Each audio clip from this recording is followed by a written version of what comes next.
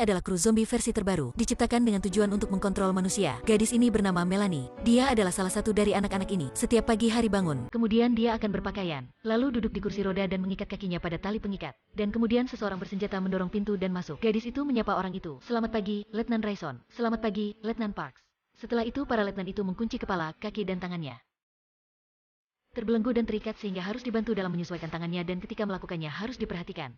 Dia merupakan anak yang sudah tinggal di sini sejak kecil. Dia lebih terbiasa dengan hal ini daripada para letnan ini. Letnan mendorongnya keluar. Di luar ada zombie-zombie versi baru yang berpakaian merah. Mereka sedang berada dalam kelas dan belajar mengenai pengetahuan manusia, seperti menulis elemen kimia, dengar cerita sejarah. Setelah selesai mereka akan diantar kembali ke kamarnya. Kamar yang sangat kecil. Kesenangan satu-satunya yang dimiliki Melanie adalah menikmati dua gambar yang dia sembunyikan dan hitung nomor. Dengan berhati-hati dia menempel gambar itu di dinding. 95,96. Lalu terlelap tidur. Makanan malamnya adalah serangga. Melanie melahapnya dengan tangan. Inilah yang guru itu sukai dari Melanie. Wanita itu mengatakan, kamu adalah anak perempuanku. Aku selamanya tak akan meninggalkanmu. Gadis kecil itu tak sama zombie-zombie lainnya. Dia memiliki teman dan keluarga. Guru ini tak setuju dia diperlakukan kejam seperti ini. Ketika di kelas guru ini mendengarkan cerita dari Melanie, dia yang menangis. Karena isi dari ceritanya, dan juga karena Melanie. Dia terdiam lalu menyentuh kepala Melanie, tetapi langsung dicegah oleh letnan. Tidak boleh melakukan itu. Saya hanya, karena ingin menunjukkan betapa bahaya yang dilakukan oleh guru ini. Letnan itu menarik menyingsingkan lengan bajunya, dan membuang air liur di tangannya, lalu menggosoknya. Dia mendekatkan tangannya ke depan seorang bocah. Bocah ini lalu mencium keberadaan manusia, dan dia mulai berubah. Si bocah ini menerkam, dan giginya mulai mengertak, serta meluncurkan tangannya ke arah manusia. Karena dipicu oleh berontaknya seorang anak. Dan itu langsung membuat anak-anak lainnya berontak. Semua kelas berubah menjadi suasana yang dipenuhi zombie. Melanie yang melihat teman-temannya menjadi gila itu membuatnya sangat kesal. Dia takut dirinya akan menjadi seperti itu. Dan ternyata Melanie diperhatikan oleh seorang dokter. Dokter itu selalu mengamati perilaku dari Melanie. Dia menemukan Melanie tak sama orang lain. Jadi dia menyuruh letnan untuk membawa Melanie ke laboratorium. Dia ingin mengoperasi anak ini. Dia melihat manusia yang menjadi zombie. Melanie dibawa ke meja operasi dalam keadaan samar. Pencobaan pun siap dimulai. Mendadak sesuatu terjadi. Bel peringat itu mulai bergema. Si dokter yang sangat keras kepala.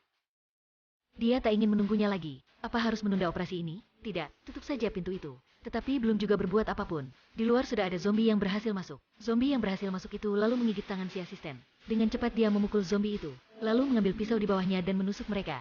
Dia menusuk sampai melukai tangannya sendiri. Zombie itu sudah tak bergerak lagi, tapi asistennya itu juga sudah mulai berubah. Si dokter itu dengan cepat bersembunyi di dalam. Melanie juga keluar laboratorium itu. Dia berlari keluar. Di luar sudah terjadi kekacauan. Di mana-mana ada kekacauan sampai akhirnya dia sudah melihat gurunya, Melanie. Dia melihat gurunya dipukuli oleh sang letnan. Dia sangatlah marah, yang akhirnya tak bisa menahan sifat asli dirinya. Dia marah dan menggigit leher letnan itu. Satu letnan lainnya pun datang untuk mencegahnya, dan dia juga digigit oleh gadis ini. Melanie yang kenyang dia langsung berbaring di tanah dan pingsan. Waktu itu gurunya juga terbangun. Dia memeluk Melanie dan berlari. Tetapi tempat ini sudah dikelilingi oleh zombie. Lalu mereka akan kemana? Dia yang putus asa. Lalu menutup matanya. Di kejauhan sekelompok zombie datang mendekat. Lalu sebuah mobil datang menyelamatkan mereka. Itu adalah letnan dan dokter. Mereka ingin pergi ke mercusuar. Sekarang tempat ini sudah hancur rata dengan tanah. Mereka bersiap untuk menghadapi bahaya karena mereka akan melewati tempat yang dipenuhi oleh. Mereka mengoleskan bau zombie di badannya. Dan perlahan pergi. Mereka tak berani mengeluarkan suara sedikit pun. Lalu ada seorang ibu yang mendorong anaknya mendekat. Kemudian dokter ingin melihat bayi itu.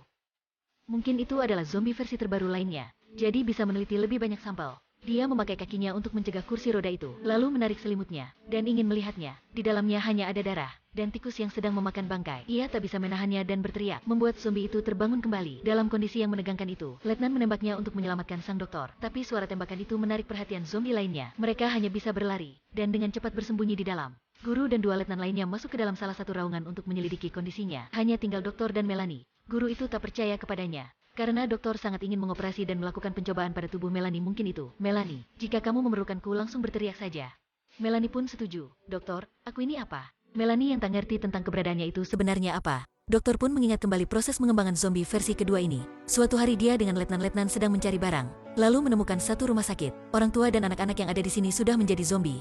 Anak-anak juga berubah, karena tak memiliki orang tua. Jadi anak-anak ini tak memiliki makanan. Jadi hanya memakan semua organ manusia. Ini adalah zombie versi kedua. Aku tak ingin menjadi zombie, tapi pada tubuhmu itu terdapat jamur yang melilit otakmu seperti tanaman benalu yang melilit pohon ek. Zombie versi kedua hanya akan memakan manusia, tetapi akan mempertahankan kesadaran manusianya. Karena mereka merupakan makhluk setengah manusia dan setengah zombie. Sehingga itu memicu adanya proses pencobaan tentang zombie versi kedua ini. Dan juga ada pencobaan mengenai otak kalian. Aku hanya ingin menyelamatkan manusia, Melanie. Aku ingin menyelamatkan setiap orang. Kemudian mereka bermalam di situ, dan berniat pada keesokan harinya mereka akan terus berangkat. Mereka menemukan bahwa di bawahnya ada zombie di mana-mana. Itu karena suara tembakan kemarin yang sudah menarik mereka. Saat tak tahu harus berbuat apa, Melanie menyarankan, dia akan memancing mereka. Tak ada cara yang lebih baik. Melanie memakai baju yang guru baru temukan, dan setelah itu dia keluar. Tetapi keberadaannya di antara para zombie tak menimbulkan reaksi apapun. Dia juga mengamati teman sesamanya itu. Setelah melewatinya, dia melihat seekor kucing. Dia yang kelaparan sehingga menerkam seekor kucing. Karena tak bisa mengkontrolnya, kemudian dia memakannya. Setelah memakannya, dia melihat seekor anjing di dalam rumah. Sudah tak kelaparan, dia pun bisa mengkontrol perilakunya. Dia memeluk anjing itu untuk menarik perhatian dari para zombie. Lalu mereka mengejarnya, dan setelah itu mereka bertemu dengan kelompok zombie lainnya. Kali ini mereka sudah sepenuhnya percaya kepada Melanie. Lalu dia memegang radio, dan mengajak semuanya untuk mengikuti jalan yang tak ada banyak zombie. Di jalan itu, mereka hanya menemukan sedikit zombie. Di tubuh mereka ada obat untuk memelihara virus itu. Ketika mereka sampai di mercusuar, mereka menemukan tempat ini sudah tertular juga. Bahkan virusnya sudah berevolusi, menjadi zombie versi kedua yang mirip dengan Melanie, dan sudah memiliki keterampilan untuk hidup. Sekarang bahkan virus itu berevolusi ke tahap yang baru, hanya dengan satu pohon besar. Maka dunia ini akan selesai. Tangan dokter yang mulai memburuk. Dia merasa tak bisa hidup lebih lama lagi. Jadi dia harus cepat dalam meneliti hal ini. Setelah itu mereka menemukan satu laboratorium. Tetapi tak ada siapapun di tempat ini. Berteriak dengan kencang pun tak ada balasan. Kemudian letnan itu masuk terlebih dulu untuk memeriksanya. Pada saat itu Melanie bersembunyi di sudut ruangan itu. Dia mulai kelaparan lagi. Ada apa? Aku perlu memakan sesuatu. Aku bisa mencium rasa dari bapak. Aku bisa mencium rasa dari semuanya. Melanie pun berlari keluar dan melihat seekor burung yang sedang terbang. Setelah kenyang, Melanie pun terbangun. Tapi sambil melihat anak-anak lainnya. Mereka adalah teman sesama Melanie. Mereka juga bersembunyi di sudut lainnya, mendengar perkataan pemimpin. Dia ingin keluar untuk memangsa manusia. Dan mangsanya adalah letnan tadi yang keluar untuk memeriksa. Saat itu mereka sudah mulai tertarik padanya. Karena letnan ini keluar sendiri untuk mencari makanan.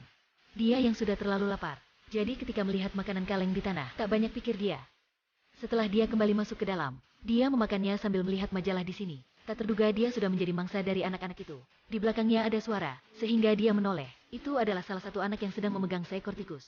Waktu itu dia merasa akan meninggal, tetapi dia tidak membalas mereka, meski sudah dipukuli oleh anak itu.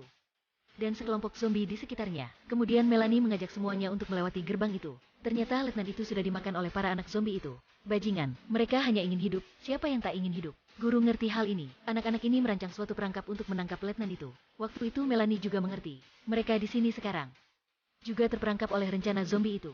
Sesampai mereka keluar dari gudang itu, pasti di luar sana sudah terkepung oleh zombie. Letnan pun ingin menembaknya, dan Melanie mencegahnya. Dia ingin memakai caranya untuk membujuk anak-anak ini. Waktu itu Melanie bertindak layaknya hewan yang ingin melawan. Akhirnya dia memakai tongkat dan memukul mati si pemimpin itu. Dan anak-anak lainnya berhasil dijinakkan. Tak ada siapapun yang berani mengambil makanan Melanie. Mereka pun kembali laboratorium. Melanie masuk dan langsung dibuat pingsan oleh dokter. Lalu dokter pun menarik Melanie masuk ke dalam laboratorium. Rasa sakit di tangannya. Dan karena tak ada obat untuk mengobatinya, jadi dia sudah tertular. Dia tahu akan mati. Sebelum mati dia ingin membuat obat itu untuk menyelamatkan manusia. Tapi Melanie yang pingsan di belakangnya. Dia awalnya tak pingsan. Dia sering menghitung pernafasannya agar bisa bangun kembali ketika ada obat bius di dalam tubuhnya. Jadi jika tak bisa mengambil dan hanya bisa memanfaatkan, dokter butuh Melanie untuk menyumbangkan tubuhnya untuk guru dan semuanya. Karena mereka hanya membutuhkan api, maka obat itu akan berhasil menjadi bubuk mesiu. Karena jika pohon ini menularkannya ke seluruh dunia, guru, letnan dan semuanya akan mati. Melanie yang dengan rendah hati, dia pun setuju dengan itu. Dokter, anak-anak itu di mana? Melanie pun berbaring. Dokter tidak pernah peduli dengan zombie versi kedua ini. Dia hanya peduli kepada manusia saja. Kami bisa hidup atau tidak? Bisa. Semuanya akan hidup. Jadi kenapa kami harus mati untuk kalian? Melanie pun sudah berubah pikiran. Dia keluar laboratorium itu. Dokter pun mengejarnya dan langsung dikelilingi oleh para zombie. Dia tersenyum. Dunia selalu berubah. Jadi siapa yang beradaptasi makan akan hidup? Atau zombie versi kedua ini merupakan hal yang bisa mengubahnya? Di sisi lain, akhirnya Melanie juga sampai ke mercusuar. Dia pun menyalakan api. Dia ingin membakar pohon ini karena jika pohon ini sudah tumbuh di mana-mana, maka virus ini sudah tersebar ke seluruh dunia. Melanie kembali mencari gurunya. Di jalan dia melihat letnan itu. Letnan juga sedang mencari Melanie. Maaf letnan. Mohon maaf letnan. Aku sudah membiarkan pohon ini menyebar. Astaga. Melanie merasa semuanya akan lebih baik. Tapi letnan merasa dunia ini sudah hancur olehnya. Sudahlah, semuanya sudah berakhir. Seperti ini. Semuanya sudah lenyap tak bersisa. Tapi aku akan berikan bapak keamanan. Letnan pun putus asa. Tapi waktu sudah tak bisa kembali. Dunia juga putus asa. Dia tak ingin menjadi monster. Dia melihat Melanie. Dia berpikir dari kali pertama bertemu Melanie. Lalu dia memberikan Melanie senapannya. Sebelum menjadi zombie, Melanie harus membunuhnya. Berubah. Semuanya sudah berubah. Melanie bertemu dengan gurunya di belakang kaca. Waktu itu hanya guru itulah manusia yang tersisa. Dia akan memilih dunia yang dibuat oleh Melanie. Halo kalian semua. Halo guru. Kita masih memiliki banyak waktu.